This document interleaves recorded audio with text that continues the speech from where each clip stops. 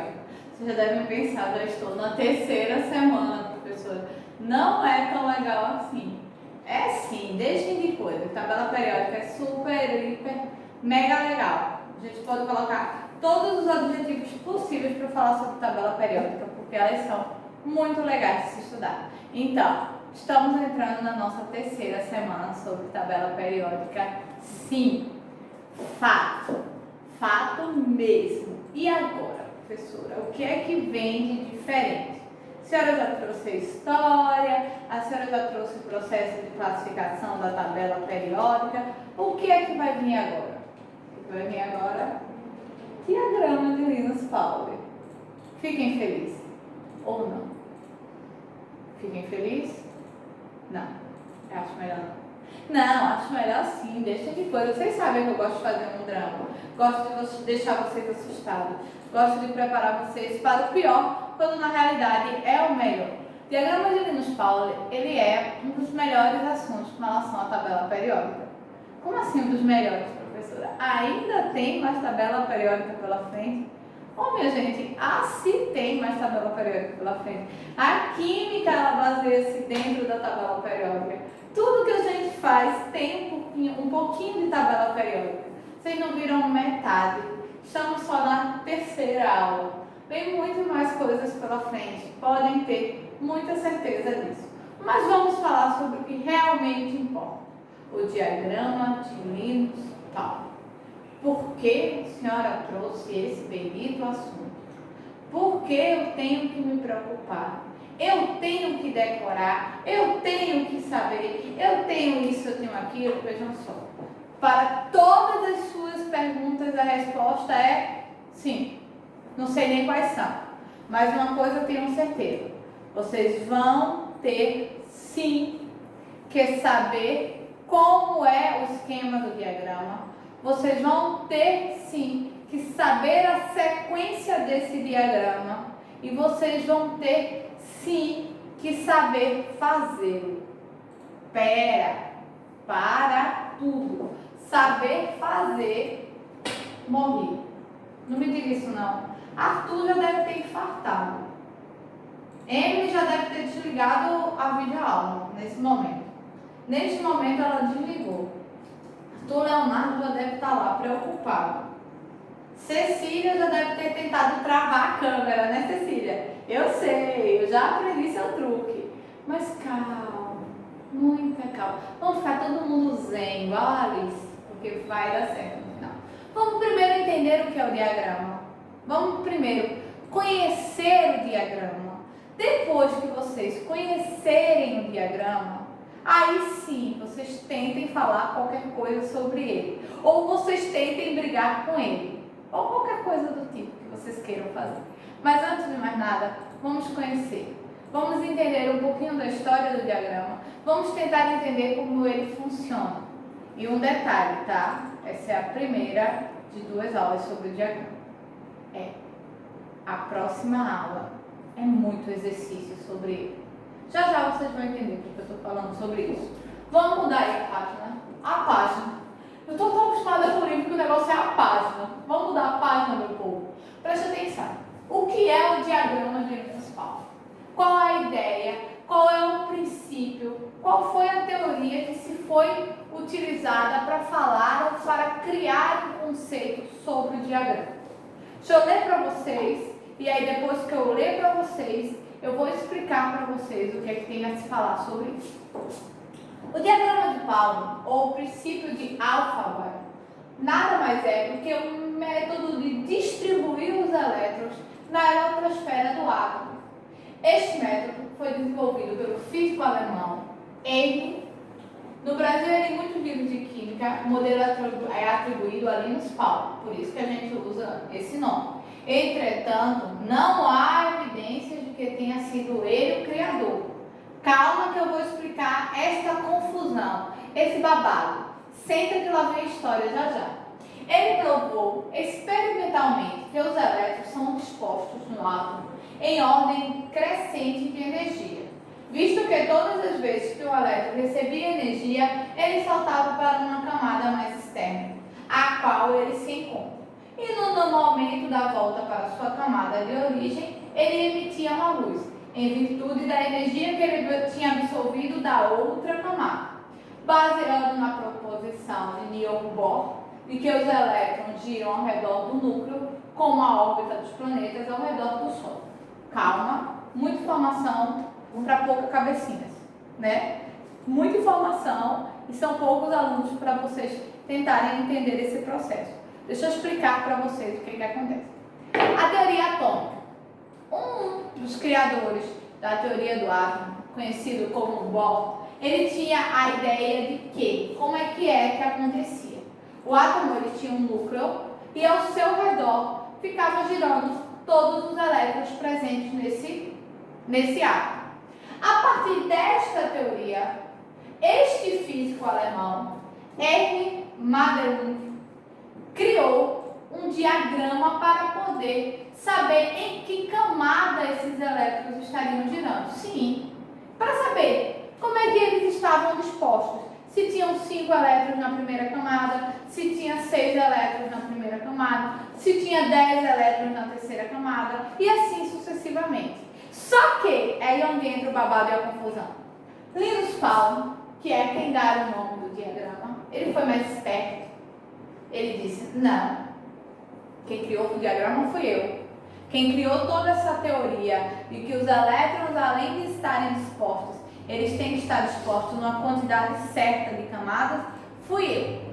Não foi ninguém, fui eu. Por isso que o nome do diagrama é o diagrama de Linus Pauling. Mas isso aí é só aquele babadinho, aquela história que a gente conta para ficar com aquela curiosidade de por que o nome de um, por que o nome de outro. Mas vamos entender propriamente. Então, baseando-se no conceito de Bohr com relação ao átomo, que era um núcleo e os elétrons ficavam girando ao seu redor, igual a teoria do sistema solar. Qual é a teoria do sistema solar? O Sol e todos os planetas girando ao seu redor. Pronto. Baseando-se nesta teoria, a teoria atômica de Bohr era assim: o núcleo do átomo e todos os elétrons ao seu redor. Mas todos os elétrons ao seu redor, como? Explica isso aí. É assim, é? Cada um vai por si com vontade própria? Não. Tinha-se a quantidade específica de elétrons para que esse átomo ele não ficasse sobrecarregado. Além disso, entra também a questão da distribuição dos elementos. Lembra o assunto passado? Sobre a classificação dos elementos na tabela periódica? Cada elemento tem uma quantidade de elétrons. Os elementos eles não têm todos a mesma quantidade de elétrons. Cada um tem a sua quantidade de elétrons.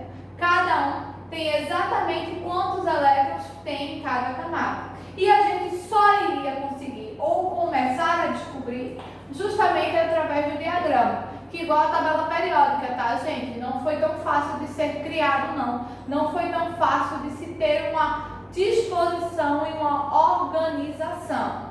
Ele não surgiu assim tão simples, não. Opa, tô aqui, você fácil, não. O diagrama de Linus Pauling ou diagrama de Erwin demorou um pouco para chegar à sua teoria final, mas sempre se baseando no mesmo conceito. Qual era o mesmo conceito, professora? Muda a página para mim, por favor. O conceito era o seguinte, que os elétrons, eles eram dispostos em 7 camadas. Camadas essas conhecidas como camada K, L, M, N, O, P e Q.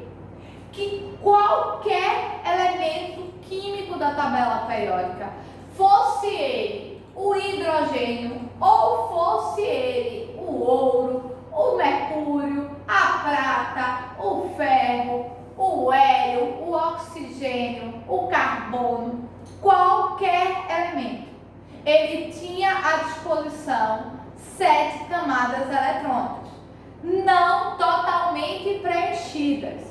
Diga-se de passagem, não significava que todas as camadas fossem preenchidas, mas todos os elementos tinham átomos com 7 camadas. 7 camadas conhecidas como K, L, M, N, O, P e Q. Que, por sinal, mais na frente, quando a gente for trabalhar ligações químicas, vocês vão entender a super importância dessas camadas. E a super importância de você conhecer o diagrama de Linus Pauling e entender o processo de distribuição eletrônica. Saindo do pressuposto que se tinha 7 camadas, foi a primeira distribuição, ou a primeira divisão, ou o primeiro entendimento, veio para o segundo. Quantos elétrons cabiam em cada camada? Não se podia sair jogando elétrons à torta e à direita, ou não poderia se dizer que eram tantos elétrons se quisesse. Não era assim. Começaram-se a estudar os elementos, começaram a estudar o átomo e começaram a entender que cada camada tinha uma disposição específica de elétrons. E onde é que eu estou vendo isso aí, professor? É esses números aqui primeiro? Não. São esses números aqui em cima que a gente chama de expoente. O segundo passo, depois de descobrir que eram 7 camadas, é descobrir quantos elétrons cabiam em cada camada. E aí chegou-se ao número final que a primeira camada K, só caberiam 2 elétrons. Segunda camada L, só caberiam 8 elétrons. Terceira camada M, só caberiam 18. A quarta, a camada N, caberiam 32 elétrons. A quinta, a camada O, caberiam também 32 elétrons. A sexta, a camada P, caberiam 18 elétrons. E a sétima, a camada Q, caberiam 8 elétrons. Depois de vários estudos, depois de vários experimentos, depois de várias tentativas de identificar a quantidade eletrônica de vários elementos químicos, conseguiu-se chegar à conclusão que cada camada eletrônica que forma o diagrama tinha uma quantidade específica de elétrons, ou seja, tinha uma quantidade única de elétrons que se poderia ou que se cabia ou se comportava ou suportava esse átomo. E essa camada, com essa quantidade é, na primeira camada 2 elétrons, na segunda camada 8, na terceira camada 18, na quarta 32, na quinta também 32, na sexta 18 e na sétima 8 elétrons. Depois disso aí, professora, certo? Aí ele começou a ver os níveis eletrônicos. E aí ele chegou à conclusão que só se tinham 4 níveis eletrônicos. Esses níveis eletrônicos foram conhecidos como nível S, nível P, nível D e nível F. E que cada um só suportava uma quantidade específica de elétrons. E que esse suporte de quantidade específica de elétrons era quanto, professor? Mudança estratégica, né? Vocês nem perceberam, saíram de lá para cá. Vocês nem imaginam como. Mas vamos lá. Voltando para o conceito dos níveis. Se chegou à conclusão que só poderiam ter 4 níveis com relação à quantidade de elétrons que cada nível suportava. E qual era a quantidade que cada um desses 4 níveis suportava? O nível S, o nível P, o nível D e o nível F. Mais um processo de descobrimento. E aí, ó, chegou-se que o nível S só suportava 2 elétrons. O nível P só suportava 6 elétrons.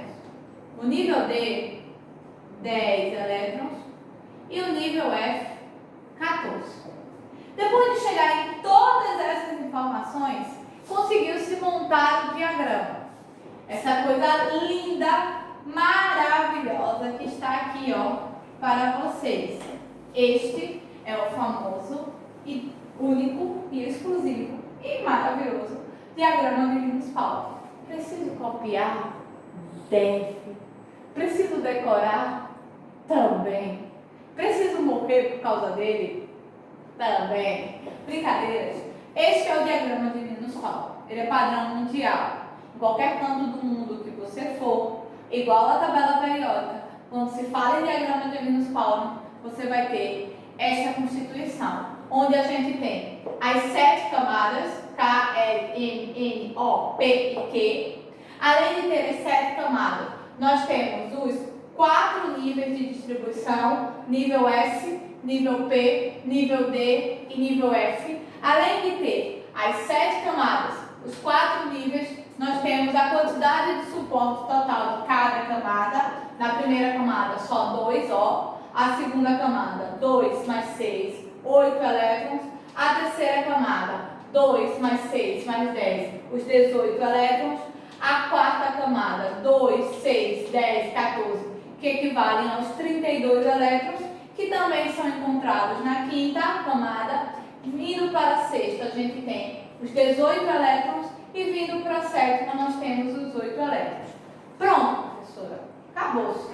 Tá pronto. Chorou? Não, não chorou. Aí entrou-se o processo mais difícil do diagrama. Dizem que foi até mais difícil do que construir a tabela periódica. Como iria fazer a organização, a sequência? Qual era a sequência que eu ia seguir para que quando eu fosse fazer a distribuição eletrônica, os elétrons fossem parar nas camadas corretas e na quantidade correta? Porque um elétron ele não pode estar passando de uma camada para outra, por exemplo, quando essa camada está cheia, ou quando, por exemplo, esta camada não suportar, ou ela tiver espaço demais e você trouxer elétron de menos. Calma, não se desespere. Já falei, né? Sendo nos próximos capítulos. Hoje a gente só entende o diagrama, então relaxa, conta até 10. E aí, vamos ver qual foi o processo. Eles tentaram fazer na forma vertical a organização, tipo assim, ó, 1S2, 2S2, 3S2, não deu corretamente a distribuição eletrônica. Eles tentaram fazer na horizontal, seguindo uma linha reta, também não funcionou. Foi quando eles chegaram no processo de diagonal. O diagrama ele é montado na diagonal, a organização, ou seja, o processo de distribuição. Vocês estão vendo que a gente tem linhas vermelhas, que é justamente a diagonal que pega o elemento periódico, e nós temos linhas azuis que vão fazendo como se fosse esse zigue-zague. Acompanha comigo. Vem pra cá, vem pra cá, vem pra cá, como se fosse um zigue-zague. Pois é, esta foi a distribuição final que se chegou e que se conseguiu ter para que os elétrons eles fossem distribuídos de forma adequada. Eu trouxe ela para cá, numa linha reta, para ficar mais fácil de vocês entenderem, vocês não se embananarem, porque eu sei e eu tenho plena consciência que no primeiro momento não é tão fácil, tá? Eu também não sou tão ruim assim. E aí, ó, como ficou a distribuição do diagrama em uma linha reta?